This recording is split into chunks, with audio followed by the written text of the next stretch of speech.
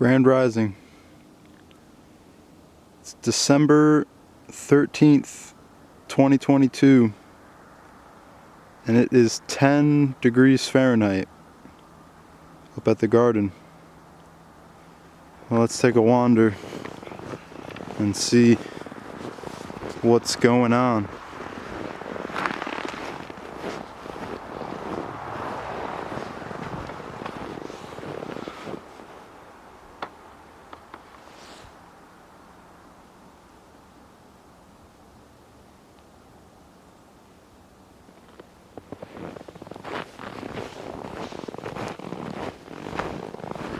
I just came up here yesterday and cleaned the snow off of the low tunnels. This is the coldest night we had so far.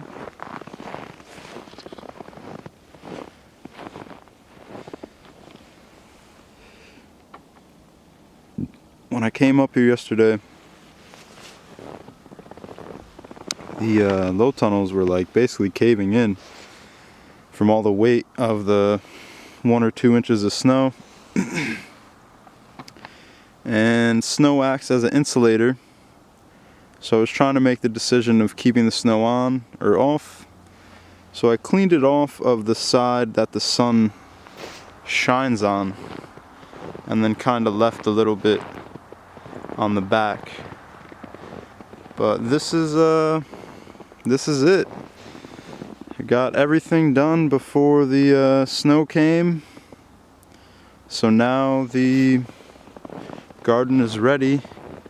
Come springtime, all the garlic is growing underground, all the cuttings lie dormant. Now is the rest period. But I was thinking yesterday that all this snow could be melted in a few weeks. So I am getting seedlings ready inside. So if at any moment we get a thaw period and, I don't know, cold hardy greens are able to go out into the low tunnels, I can harvest what's in there and replenish with some new seedlings. So we got some spinach going, some lettuce seedlings coming up at the house. But in here I could just do a little what's growing in December, I guess. So we got some green garlic that will be uncovered from any grass or any snow. What's really cool is that the ground stays thawed under the one layer of cover, so everything continues to grow. But the green garlic, it'll size up about like that, and you could sell them for like $1, kind of like a green onion, scallion kind of thing. We got the carrots right in there. There's going to be candy carrots harvested whenever I get in this tunnel. And there's some turnip, some radish, and some more lettuce greens. And on the second tunnel there's just some lettuce greens and mustard greens. Third tunnel is going to be planted with short day onions in the first week of January. If you plant short day onions during the short hour days of your long day climate in a low tunnel under some protection, you can have full-size onions by May. When up here in the north we're just planting our long day onions in May.